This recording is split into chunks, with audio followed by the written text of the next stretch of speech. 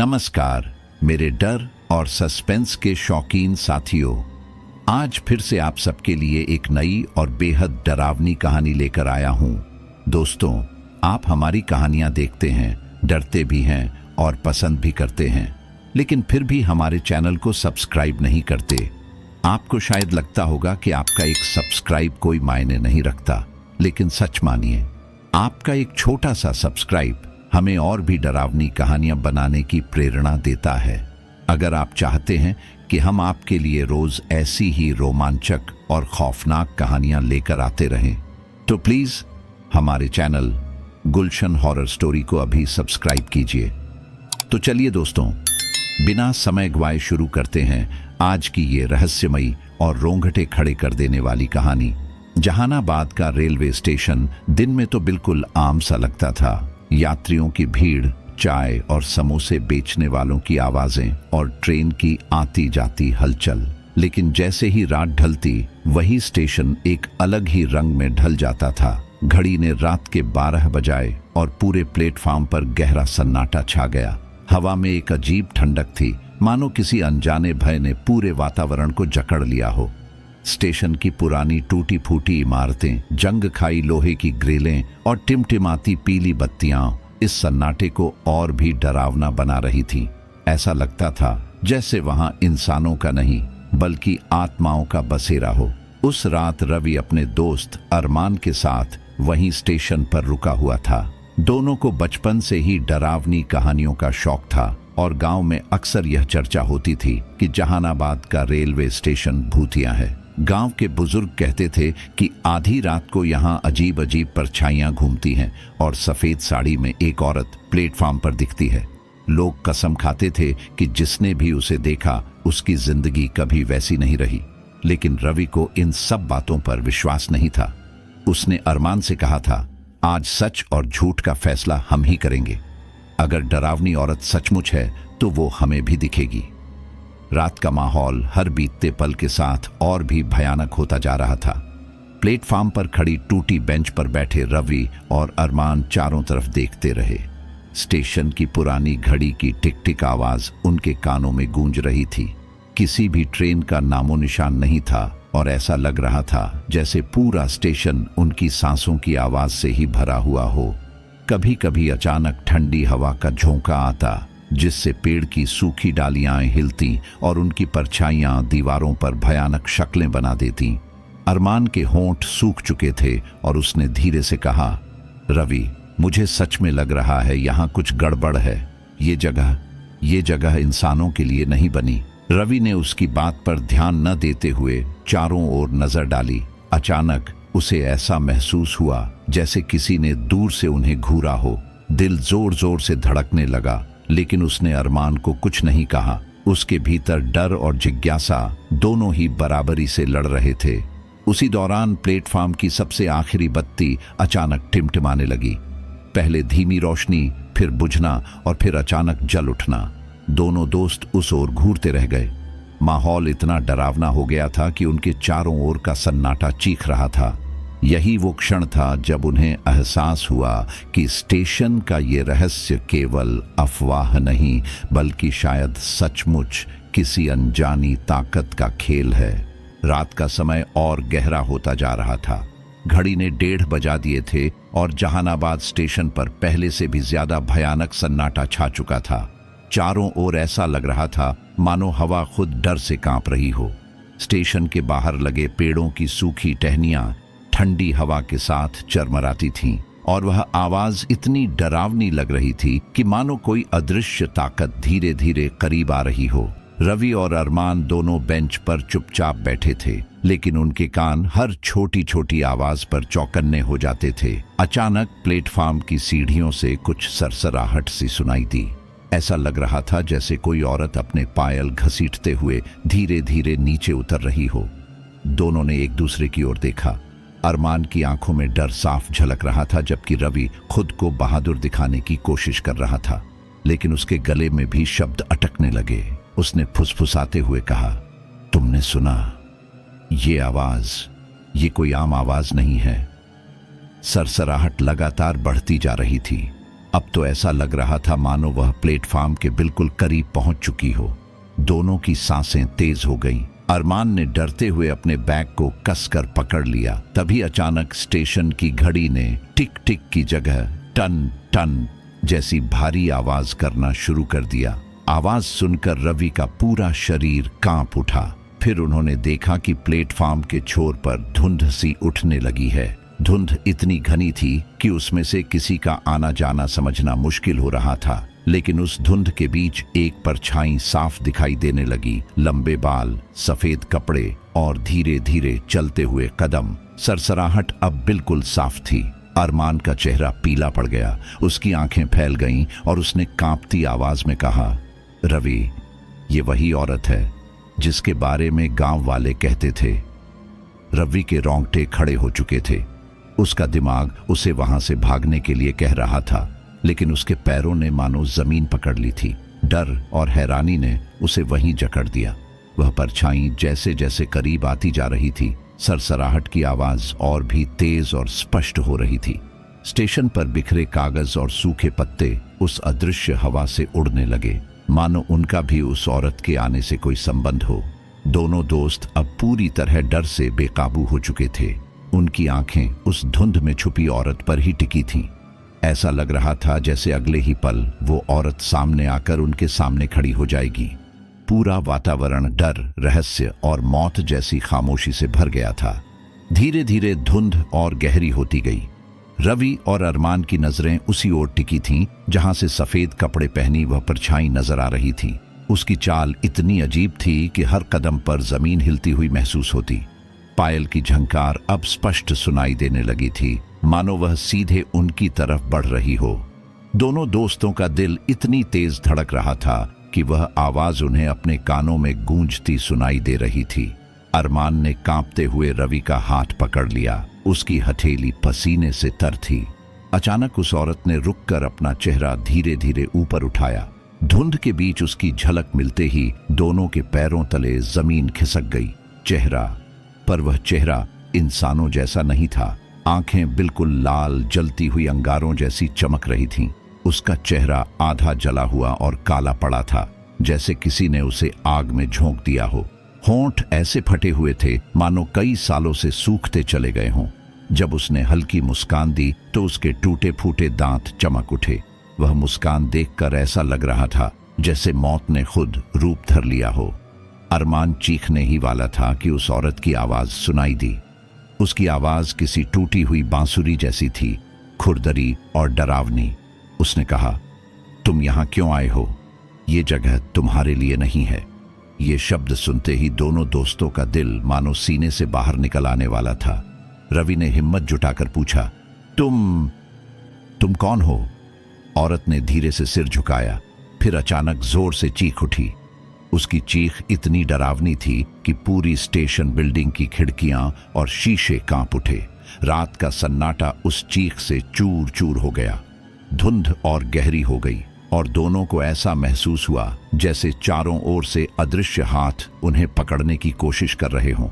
उस औरत का चेहरा अब बिल्कुल पास था, इतना पास कि उनकी सांसें उसके सड़े हुए खून जैसी गंध से भर गईं। उस रात जब रहस्यमयी औरत की चीख गूंजी तो पूरा स्टेशन थरथराने लगा। रवि और अरमान ने पहली बार महसूस किया कि इस जगह के हर ईंट पत्थर में जैसे कोई भयानक राज छिपा हुआ है। स्टेशन सुनसान था, लेकिन अचानक पटरियों के बीच से अजीब सी सरसराहट उठी। ऐसा लग रहा था जैसे कोई भारी भरकम चीज रेंगते हुए उनकी तरफ बढ़ रही हो। अरमान ने कांपती आवाज में कहा, रवि, ये जगह सच में ठीक नहीं है, हमें वापस चलना चाहिए। लेकिन रवि की जिज्ञासा अभी शांत नहीं हुई थी। उसने आसपास की टूटी दीवारों पर नजर डाली, जिन पर पुराने जमाने के पोस्टर अब भी चिपके हुए थे। उनमें से एक पोस्टर आधा फटा हुआ था, जिस पर लिखा था, इस स्टेशन को 1980 में स्थायी रूप से बंद कर दिया गया है। यह पढ़ते ही दोनों दोस्तों को अजीब झटका लगा। अगर स्टेशन बंद हो चुका है तो यहाँ रात को रोशनी क्यों जल रही थी, और वो औरत कौन थी? इसी सोच में डूबे दोनों धीरे धीरे प्लेटफॉर्म के कोने तक पहुंचे। वहां एक टूटा हुआ कमरा था, शायद स्टेशन मास्टर का ऑफिस। दरवाजा जर्जर था और झोंकों से चर्र चर्र की आवाज कर रहा था। डरते डरते उन्होंने दरवाजा खोला। अंदर घुप अंधेरा था, लेकिन टॉर्च की रोशनी पड़ते ही दोनों के होश उड़ गए। कमरे की दीवारों पर खून से लिखे कुछ शब्द थे। ये जगह शापित है, यहाँ मौत ही राज करती है। अचानक पीछे से वही औरत की फुसफुसाहट सुनाई दी। दोनों ने पीछे पलटकर देखा। वो फिर से वहां खड़ी थी। उसका चेहरा और भी भयावह लग रहा था। इस बार उसकी आंखों से आंसू बह रहे थे, लेकिन वे आंसू खून जैसे लाल थे। उसने कहा, ये स्टेशन सिर्फ एक ठहराव नहीं, ये अधूरी आत्माओं का ठिकाना है। यहाँ जो आता है वो कभी लौट नहीं पाता। रवि और अरमान के रोंगटे खड़े हो गए। दोनों भागने ही वाले थे कि अचानक कमरे के अंदर पड़ी एक पुरानी फाइल पर रवि की नजर पड़ी। उसने जल्दी से फाइल खोली तो उसमें पीली पड़ी कागजात थे। उनमें लिखा था कि कई साल पहले इसी स्टेशन पर एक बड़ी रेल दुर्घटना हुई थी, जिसमें सैकड़ों लोग मारे गए थे। कहा जाता था कि स्टेशन मास्टर की गलती से ये हादसा हुआ और गुस्साई भीड़ ने उसी कमरे में उसे जिंदा जला दिया था। यही वजह थी कि स्टेशन बंद कर दिया गया। लेकिन उस रात से लेकर अब तक यहाँ मरे हुए लोगों की आत्माएं चैन से नहीं सो पाई थीं। रवि और अरमान ने जब उस पुरानी फाइल का सच पढ़ा तो उनकी सांसें थम गईं। दिल जोर जोर से धड़कने लगा, जैसे शरीर उन्हें वहां से भागने की चेतावनी दे रहा हो। लेकिन उनके कदम जमीन पर जैसे जम गए थे। उसी पल प्लेटफॉर्म पर हलचल होने लगी। टूटी हुई बेंचें अपने आप खिसकने लगी, लोहे की जंग लगी चेनें खड़कने लगी और हवा इतनी तेज हो गई कि टॉर्च की रोशनी बार बार बुझने लगी। अचानक उन्होंने देखा, पटरियों पर दर्जनों धुंधले साए खड़े हैं। ये वही आत्माएं थीं जिनकी जान उस रेल हादसे में गई थी। उनके चेहरे अधजले, चीखते और तड़पते नजर आ रहे थे। भीड़ जैसे उनकी तरफ बढ़ रही हो। हर आत्मा की आंखों में गुस्सा और दर्द साफ झलक रहा था। औरत की आवाज गूंजी, ये आत्माएं अब इंसानी लहू की भूखी हैं। तुम यहां आए हो, अब बचकर नहीं जा सकते। अरमान डर से पागल हो चुका था। उसने चिल्लाकर कहा, रवि भाग चलो, वरना हम भी यहीं फंस जाएंगे। दोनों ने जान बचाने के लिए प्लेटफॉर्म से बाहर भागना चाहा, लेकिन अंधेरे से निकलकर कुछ अदृश्य हाथों ने उन्हें रोक लिया। ऐसा लग रहा था जैसे किसी ने उनके गले और पैरों को पकड़ लिया हो। वो हाथ ठंडे बर्फ जैसे थे, जिनमें ऐसी ताकत थी कि दोनों हिल भी नहीं पा रहे थे। इसी जद्दोजहद में रवि ने देखा कि स्टेशन मास्टर के कमरे की दीवार पर लिखा खून से भरा संदेश धीरे धीरे चमकने लगा। उसमें एक और पंक्ति उभर आई, मुक्ति तभी मिलेगी जब सच्चाई को पूरी दुनिया जानेगी। यह पढ़कर रवि को समझ आया कि शायद यही आत्माओं की मुक्ति का रास्ता है। लेकिन सवाल यह था, क्या वो दोनों इस जगह से जिंदा बाहर निकल पाएंगे ताकि ये सच सबको बता सकें। स्टेशन की पुरानी घड़ी अचानक अपने आप बजने लगी। टन टन टन 12 बज चुके थे और जैसे ही 12वां घंटा खत्म हुआ, आत्माओं की चीखें और भी ज्यादा तेज हो गईं। अब वो दोनों लड़कों के चारों ओर घूमने लगीं, मानो अगले शिकार की तलाश कर रही हों। जैसे ही घड़ी ने 12 का घंटा पूरा किया, पूरे स्टेशन पर सन्नाटा छा गया। ऐसा सन्नाटा जो कानों को चुभने लगा।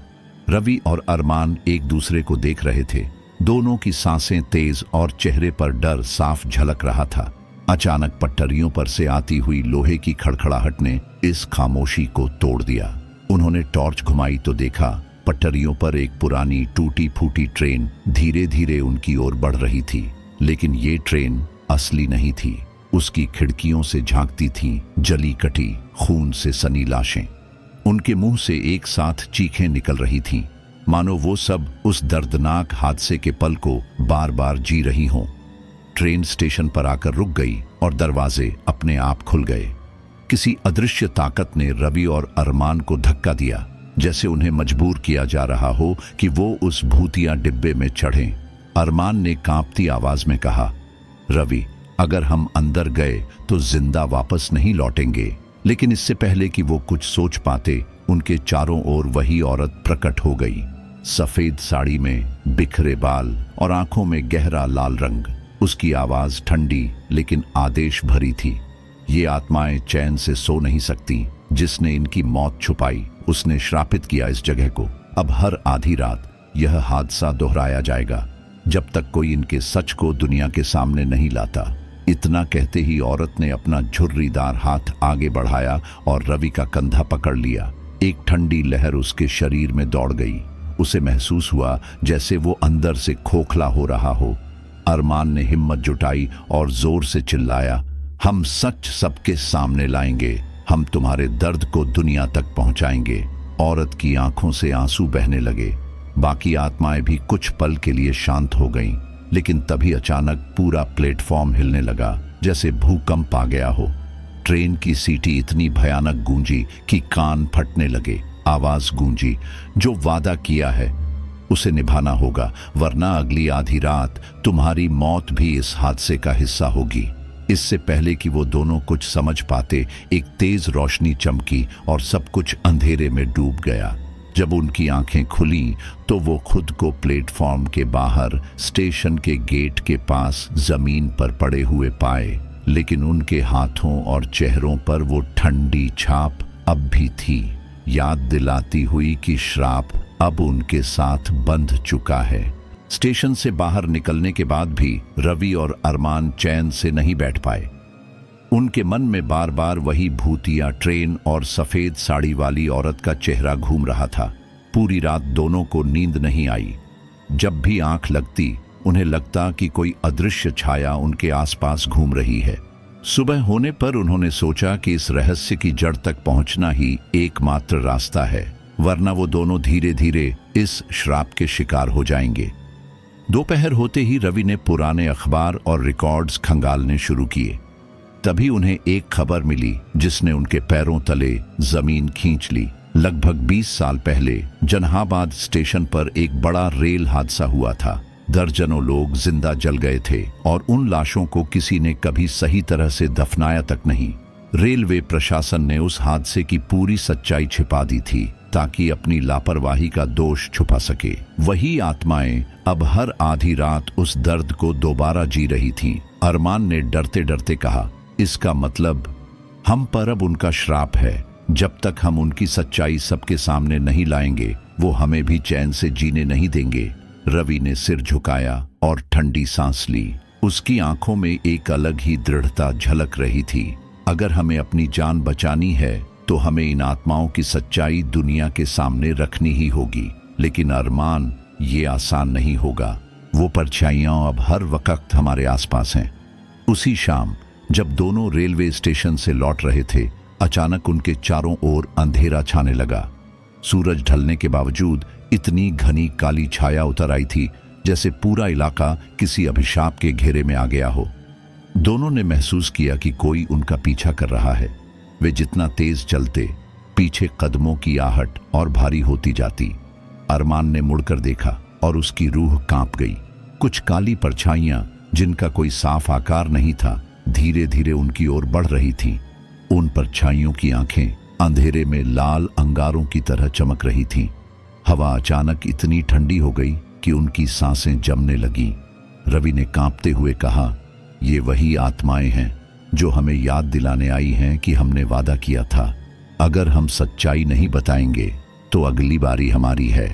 दोनों किसी तरह भागते हुए घर पहुंचे, लेकिन ये साफ हो चुका था कि अब मौत की परछाइयां उनके हर कदम पर नजर रख रही हैं। हर दरवाजा बंद करने के बाद भी, हर पर्दा गिराने के बाद भी उन्हें लगता रहा कि कोई उनके पीछे खड़ा है। और अरमान अब डर से कांपते हुए जी रहे थे। परछाइयों की मौजूदगी ने उनकी जिंदगी को नर्क बना दिया था। दिन के उजाले में भी उन्हें लगता कि कोई उनकी परछाइयों के पीछे खड़ा है। रात को नींद आना तो दूर, उनके कमरे की दीवारों से अजीब खटखटाहट, सरसराहट और औरत की चीख जैसी आवाजें सुनाई देने लगीं। धीरे धीरे दोनों समझ गए कि यह अब कोई साधारण भूत प्रेत की घटना नहीं है, बल्कि एक श्राप है जिसे तोड़े बिना उनका जीना असंभव है। उस रात आधी रात के करीब रवि ने अचानक अरमान से कहा, आज हम भागेंगे नहीं, आज हम सामना करेंगे। अगर ये आत्माएं हमें मारना चाहती हैं तो सामने आकर मारें, लेकिन अगर ये अपनी सच्चाई कहना चाहती हैं तो हमें सुनना ही होगा। अरमान पहले तो डर गया, लेकिन फिर बोला, ठीक है, आज जो होगा देखा जाएगा। दोनों ने दीपक जलाया और खिड़की खोली। बाहर का अंधेरा जैसे उनके कमरे में उतर आया। अचानक हवा तेज हो गई, खिड़की अपने आप बंद होने लगी। तभी उन्होंने देखा कमरे के बीचों बीच धुंध जैसा धुआं जमा होने लगा और धीरे धीरे एक आकृति बनी। सफेद साड़ी में वही औरत जिसका चेहरा जला हुआ था। उसकी आंखों से खून के आंसू टपक रहे थे। औरत की भारी टूटी फूटी आवाज गूंजी, हम चैन से सोना चाहते हैं, हमें जलाकर छोड़ दिया गया, हमें याद तक नहीं किया गया, हमारा बदला अभी पूरा नहीं हुआ। रवि ने कांपते हुए कहा, बताओ हम क्या कर सकते हैं, हम तुम्हें शांति कैसे दिला सकते हैं। अचानक कमरे की दीवारें जैसे फटने लगीं और दर्जनों काली परछाइयां उनके चारों ओर घूमने लगीं। सभी की आंखें लाल थीं, सभी जलने की गंध से भरे हुए थे। अरमान चीख पड़ा और जमीन पर गिर पड़ा। औरत की आत्मा ने उसकी ओर इशारा करते हुए कहा, अगर तुम हमारी सच्चाई दुनिया के सामने नहीं लाओगे तो इसकी जान अभी यहीं ले लूंगी। रवि घुटनों के बल बैठ गया और जोर से बोला, हम कसम खाते हैं, हम तुम्हारी सच्चाई सबको बताएंगे, तुम्हें वो सम्मान दिलाएंगे जो तुमसे छीन लिया गया।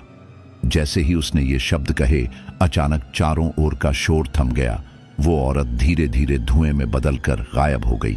लेकिन जाते जाते उसकी आवाज गूंज उठी, याद रखना, अगर तुम झूठे साबित हुए तो अगली रात तुम्हारी आखिरी होगी।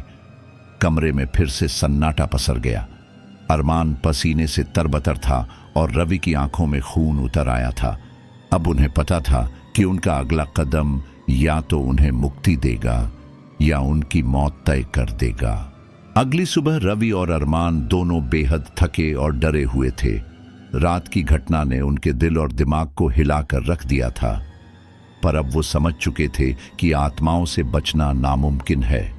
अगर सच को उजागर नहीं किया गया तो ये श्राप उनकी जान लेकर ही शांत होगा। दोनों ने तय किया कि अब उन्हें उस पुराने रेलवे स्टेशन और उसके इतिहास की गहराई में जाना ही होगा। रवि ने स्थानीय बुजुर्गों से बात करना शुरू किया। एक बूढ़े चौकीदार ने उन्हें कांपती आवाज में बताया, सालों पहले यहां एक भयानक हादसा हुआ था। एक पूरी ट्रेन जलकर राख हो गई थी। उस ट्रेन में दुल्हनें, बच्चे और परिवार के लोग सफर कर रहे थे। उनकी चीखें, उनकी पुकारें आज भी इस स्टेशन पर गूंजती हैं और किसी ने उनके लिए शांति का कोई काम नहीं किया। यह सुनकर अरमान की रूह कांप गई। उन्होंने तहकीकात और आगे बढ़ाई। पुराने सरकारी रिकॉर्ड्स खंगाले तो पता चला कि उस हादसे को रेलवे ने दबा दिया था। कोई आधिकारिक रिपोर्ट सामने नहीं आई थी, कोई स्मारक नहीं बनाया गया और न ही मरे हुए लोगों की याद में कोई प्रार्थना हुई। उनके अस्तित्व को मिटा दिया गया था, जैसे वो कभी थे ही नहीं। शाम होते ही रवि और अरमान फिर स्टेशन लौटे। इस बार वो सिर्फ देखने नहीं बल्कि सच को पूरी तरह जानने आए थे।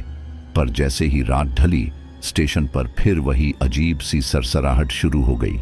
प्लेटफॉर्म पर टूटी हुई बेंच हिलने लगी, सिग्नल अपने आप ग्रीन और रेड होने लगे और पटरियों पर से धुआं उठने लगा।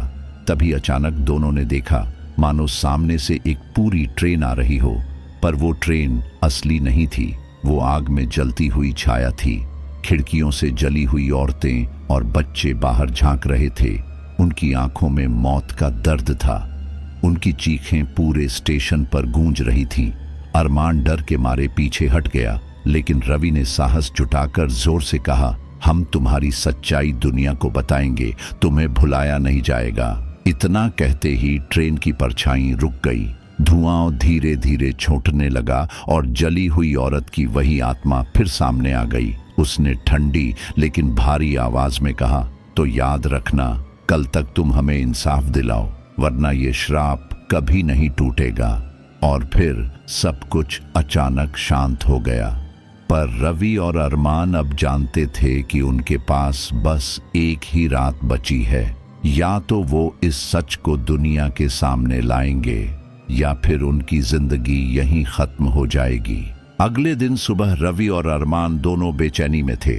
रात की चेतावनी उनके कानों में गूंज रही थी, कल तक हमें इंसाफ दिलाओ, वरना ये श्राप कभी नहीं टूटेगा। अब उनके पास समय बेहद कम था। उन्होंने तय किया कि स्टेशन पर हुए उस भयानक हादसे की पूरी कहानी जनता तक पहुंचानी होगी। रवि ने अपने कैमरे और मोबाइल में रिकॉर्ड किए गए सभी सबूतों को संकलित किया। जली हुई ट्रेन की परछाई, चीखों की गूंज और प्लेटफॉर्म पर खुद से हिलती चीजों के वीडियो सब उन्होंने इकट्ठे किए। अरमान ने पुराने दस्तावेजों और चौकीदार की गवाही को लिखित रूप दिया। दोनों ने मिलकर उसी दिन सोशल मीडिया पर जहानाबाद का भूतिया स्टेशन नाम से लाइव प्रसारण किया। लाइव के दौरान उन्होंने पूरी सच्चाई बयां की। कैसे रेलवे ने हादसे को दबा दिया, कैसे सैकड़ों बेगुनाह लोगों की आत्माएं न्याय की पुकार कर रही हैं और क्यों यह स्टेशन आज भी आत्माओं से ग्रसित है। हजारों लोग लाइव से जुड़े और इस रहस्य से सिहर उठे। बहुत से लोग डर गए, पर कई लोगों ने कहा कि इस हादसे को अब भुलाया नहीं जा सकता। शाम होते ही गांव के बुजुर्ग और कई लोग स्टेशन पर जुट गए। उन्होंने मोमबत्तियां जलाईं, हादसे में मारे गए लोगों के नाम पुकारे और उनके लिए सामूहिक प्रार्थना की। पूरे स्टेशन पर पहली बार ऐसा लगा जैसे आत्माओं के दर्द को कोई सुन रहा हो। रात ढलते ही रवि और अरमान फिर से स्टेशन पर खड़े थे। माहौल भारी था, लेकिन इस बार डर की बजाय एक अलग सी शांति महसूस हो रही थी। अचानक वही धुंध छाने लगी, वही ट्रेन की परछाई दिखाई दी, लेकिन इस बार जली हुई औरत की आत्मा के चेहरे पर दर्द की जगह संतोष था।